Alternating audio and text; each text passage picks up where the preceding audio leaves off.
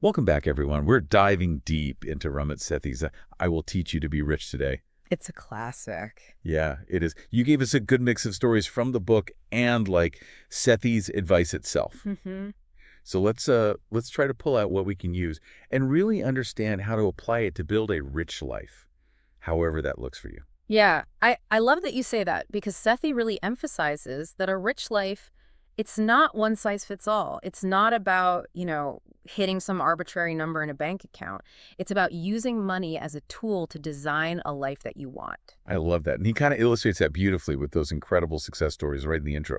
Like, remember Reno Bonsali Yeah. paid off $40,000 in debt and built like a $200,000 nest egg in just 2 years. That's mind-blowing. What's so powerful about those stories is they're not about financial gurus or trust fund kids. It's everyday people like Sean Wilkins scoring a $20,000 raise, launching a coaching side hustle, proving that these principles, they can work for anyone. It's really inspiring to see that kind of transformation. But honestly, the book covers so much.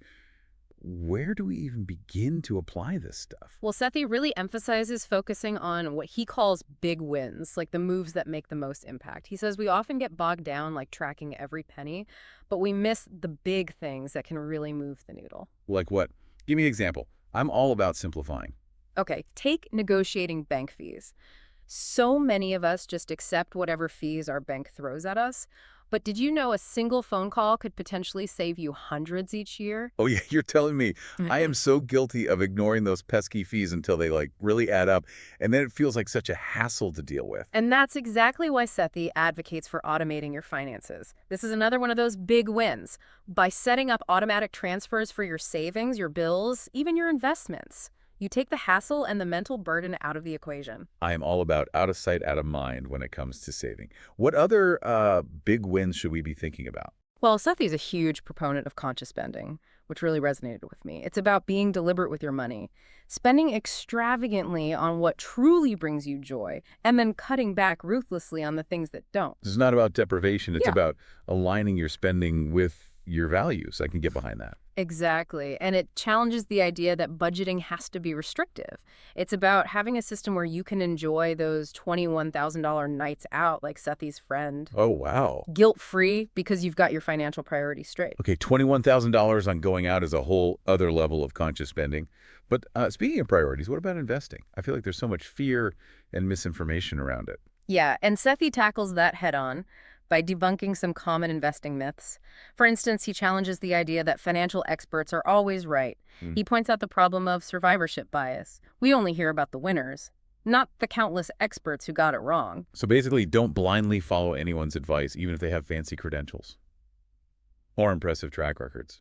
Do your own research. Exactly. Another myth he tackles is that picking individual stocks is the key to success.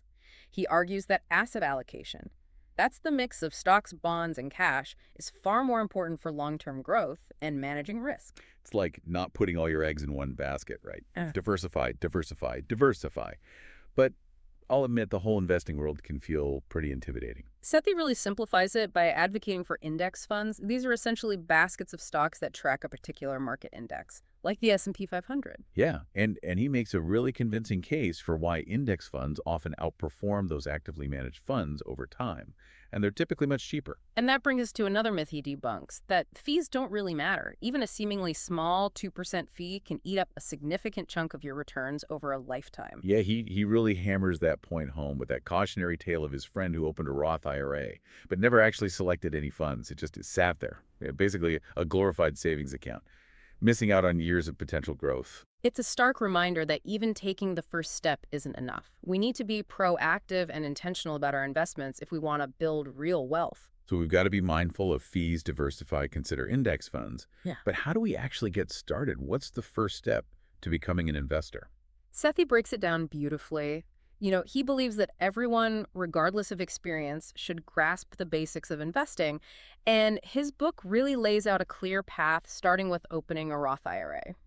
Yeah, that makes sense. Yeah. But there's a lot of confusing jargon around investing. Like, what even is a Roth IRA? Oh, yeah. Sethi anticipates that. He explains everything in plain English. So a Roth IRA is basically a retirement account that lets your investments grow tax-free. meaning you won't owe any taxes on your earnings when you withdraw the money in retirement. Wow, tax-free growth. That sounds amazing, especially when you're thinking like long-term. Exactly. It's one of the biggest advantages of Roth IRAs. And Sethi argues that starting early is key. It allows compound interest to really work its magic over decades. And he uses that rule of 72 to kind of illustrate that, right? It shows how quickly your money can double with a decent rate of return. Absolutely. Like imagine you invest $10,000 today with a 7% average annual return.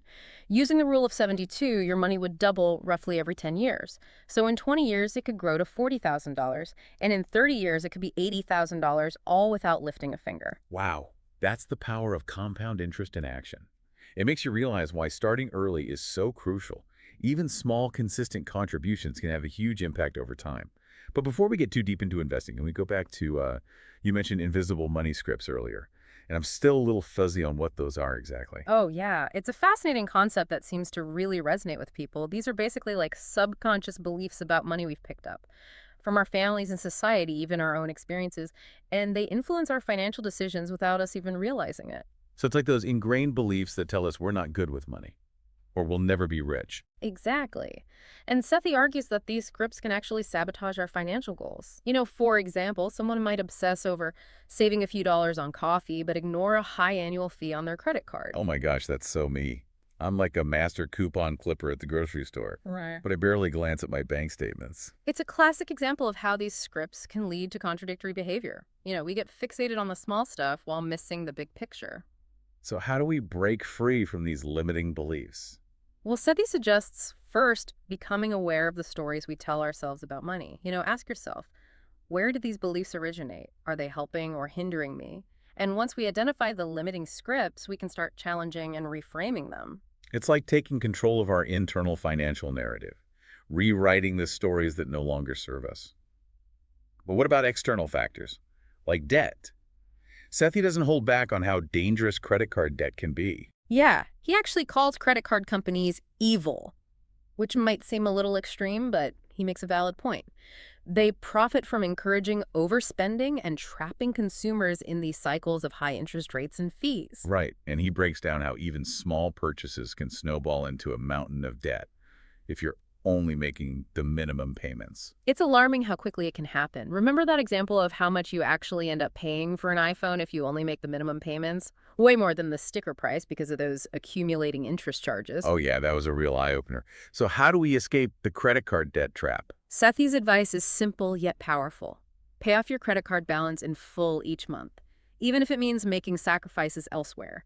And he also provides some clever strategies for negotiating lower interest rates, or even getting fees waived. He's like a financial warrior fighting for consumers to regain control of their money. So once we've tackled credit card debt, where do we go from there? That's where automation comes in. Sethi argues that once you have a system in place, your money practically manages itself. He calls it the automatic money flow. That sounds amazing, but also a little overwhelming. Where do we even begin with, like, automating everything? Well, Sethi lays it out step by step. It starts with setting up automatic transfers between your checking, savings, and investment accounts. So every month, a portion of your income goes where it needs to go without you having to think about it. So like on payday, a certain percentage is automatically sent to my savings account, and another portion is sent to my Roth IRA. Exactly. It creates this consistent and predictable system, taking the guesswork and the willpower out of saving and investing. Okay, I'm starting to see how powerful this could be. It's like having a personal finance autopilot, Yeah. guiding my money in the right direction. And it's not just about saving and investing. Sethi recommends automating bill payments, credit card payments, even charitable donations. Wow, I never considered automating charitable giving. That makes so much sense, though. Yeah, it turns giving back into this regular, effortless part of your financial routine. Now, he does stress that it's not a set it and forget it approach. You need to review your system regularly, making sure it's still aligned with your goals and adjust as needed. Like a regular financial checkup, making sure everything is running smoothly. So we've talked about tackling debt, automating finances, even challenging those invisible money scripts. But now that we've got our money flowing automatically, where does it actually go? How do we approach investing? Well, that's where Sethi's passion for demystifying investing really shines. He breaks down these complex concepts into simple, actionable steps. And remember those index funds we talked about earlier? They play a big role in his investment strategy. Right, those baskets of stocks that track a specific market index. Yeah. But why are they so central to Sethi's approach? Well, he believes that index funds are a fantastic option, especially for beginners. You know they offer built-in diversification, Yeah. spreading your investment across hundreds or even thousands of companies.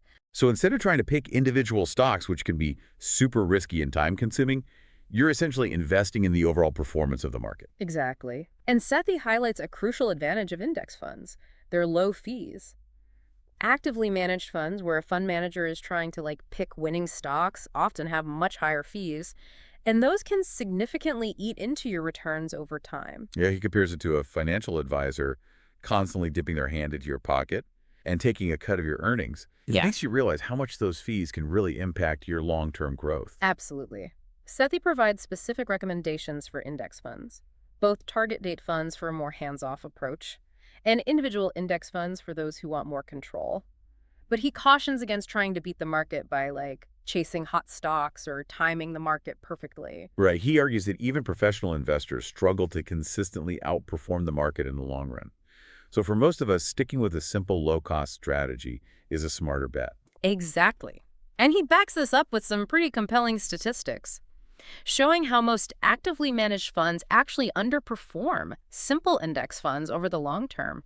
So don't get caught up in the hype of trying to pick the next Apple or Amazon. Slow and steady wins the race when it comes to investing. This all makes total sense, but what about those big life events? Yeah. That can really shake up our finances.